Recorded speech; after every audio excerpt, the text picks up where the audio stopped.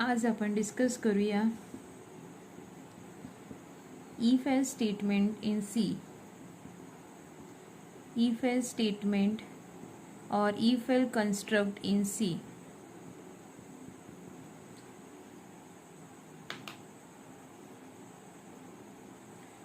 So if else construct is used for decision making or branching. Used for decision making, branching, or we can say it is selection. जेव्हा आपल्याला decision घ्यायचा असतो multiple possibilities असतात. आता multiple possibilities म्हणजे जर जेव्हा आपल्याला दोन पॉसिबिलिटीजमधून एक सिलेक्ट करायची असेल तेव्हा आपण इफ स्टेटमेंट यूज करणार. So it is use for two way decision making.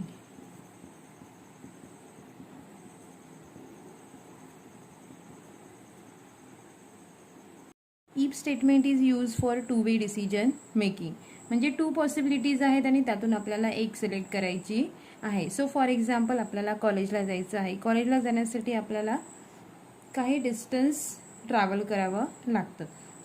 जर ते डिस्टन्स फॉर एक्झाम्पल कमी असेल तर आपण चालत जाणार, otherwise will go by using some vehicle.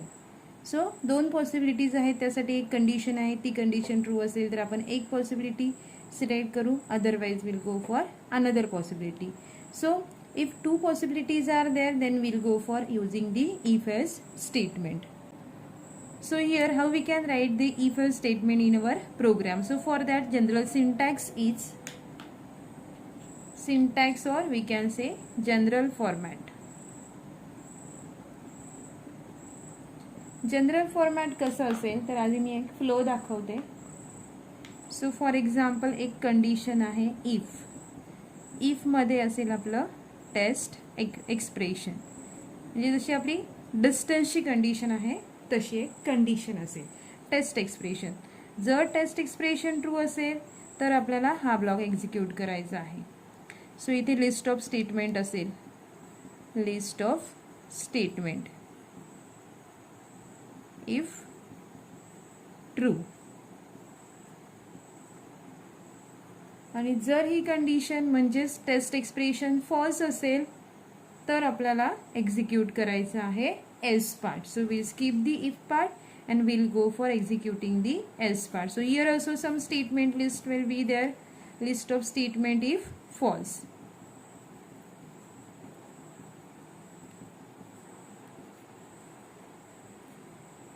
So हा झाला आपला जनरल फॉर्मॅट फॉर इफ.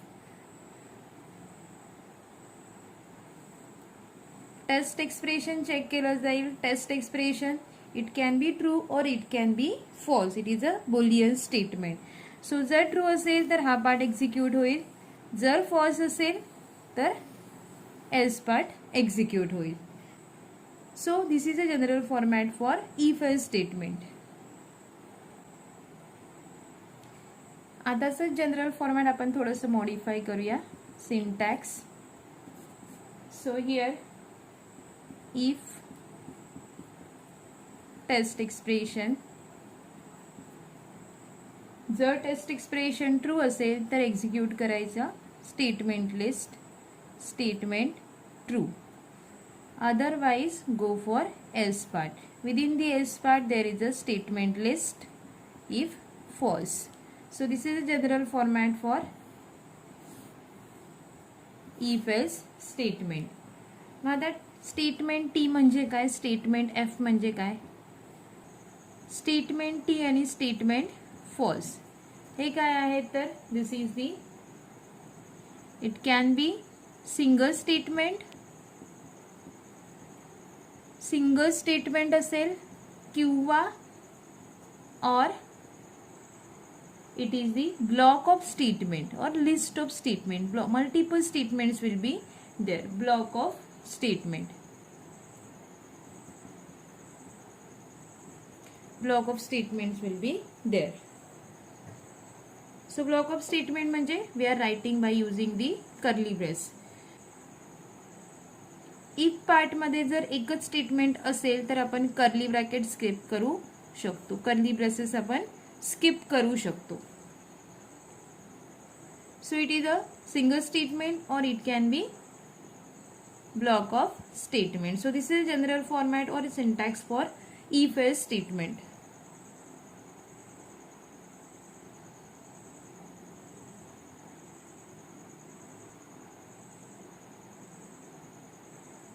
आता आपण बघूया if else चा फ्लो चार्ट कसा असेल.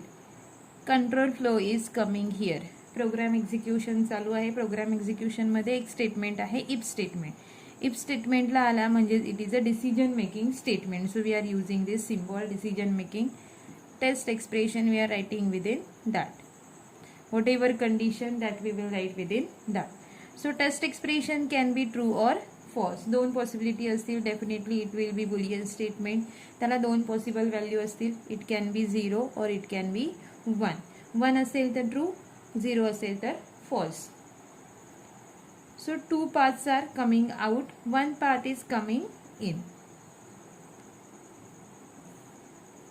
So जर टेस्ट एक्सप्रेशन ची व्हॅल्यू ट्रू असेल तर ट्रू स्टेटमेंट्स एक्झिक्यूट केले जातील. That is statement if true. आणि जर फॉल्स असेल तर list of statements if false. Then control will continue for the further program. So we can write, we can show in this way. So this is the flowchart for if else construct. This is the flowchart for if else construct. If part and this is else part. So this is if part, this is else part. If block, this is if block, this is else block. Now we'll discuss one example of this if else statement. How to use this in program.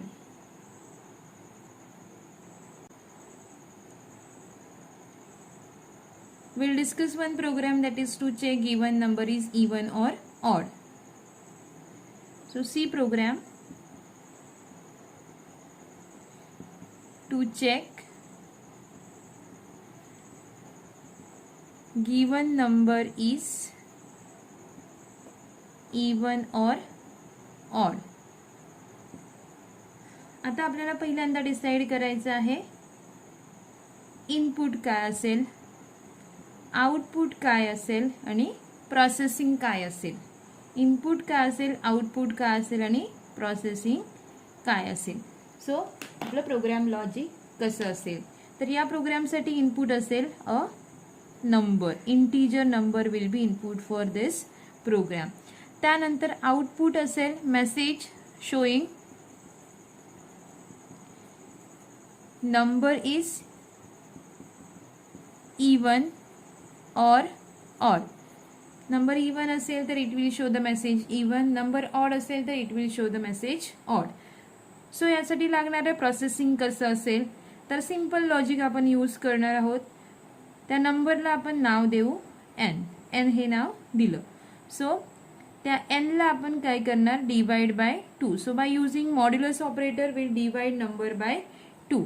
आता हा modulus operator काय करतो तर integer division perform करतो आणि integer division नंतर आपल्याला जो काय रिमाइंडर मिळेल तो रिमाइंडर हा मॉड्युलस ऑपरेटर आपल्याला देतो.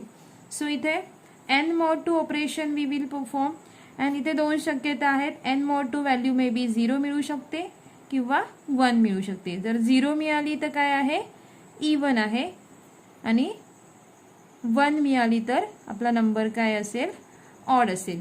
सो हा येईल आपला इफ पार्ट.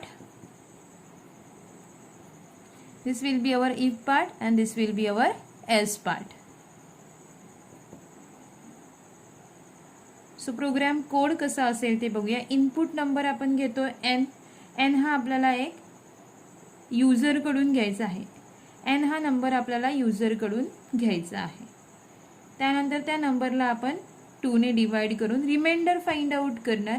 रिमाइंडर 0 असेल तर इवन, रिमाइंडर 1 असेल तर ऑड.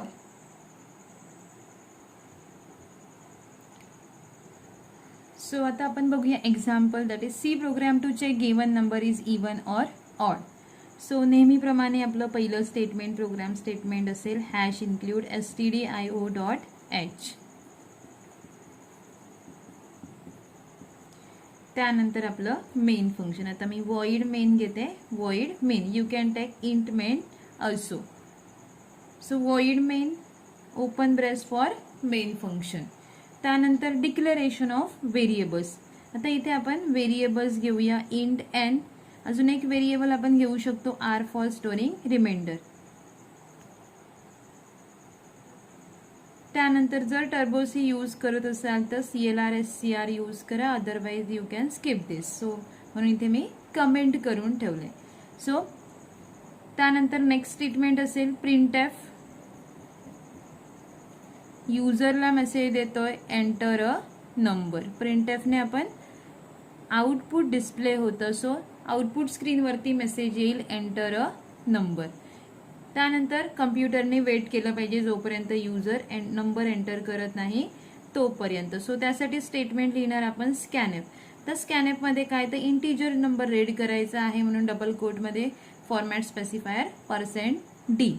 त्यानंतर comma ampersand n, address of n. हे झालं आपलं scanf statement, that is input statement.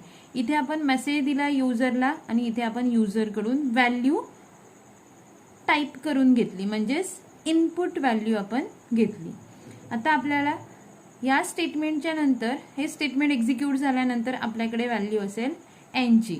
So by using that value of n we have to find out the value of r.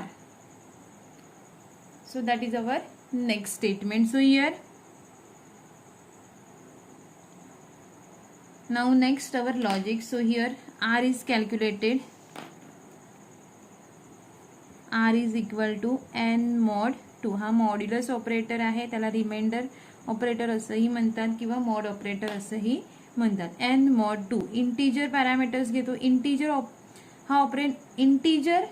Operands घेतो.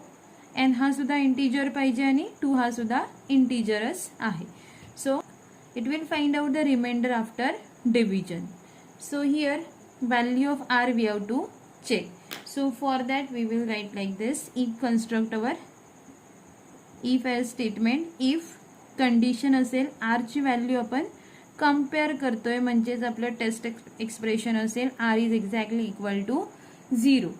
r ची value जर 0 असेल तर काय करायचं आहे, printf given number is even. given number is even, double quote complete, bracket complete, semicolon, close this. त्यानंतर येईल आपला else part. Otherwise we have to again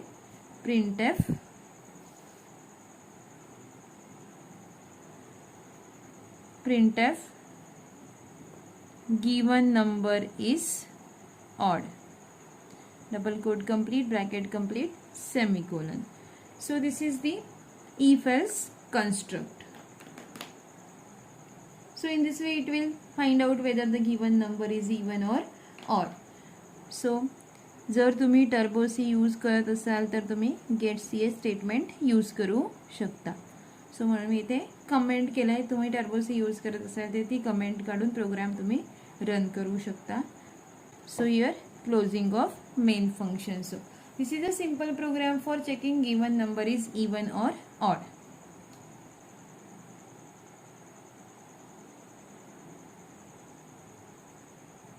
So this is a simple program for checking given number is even or odd.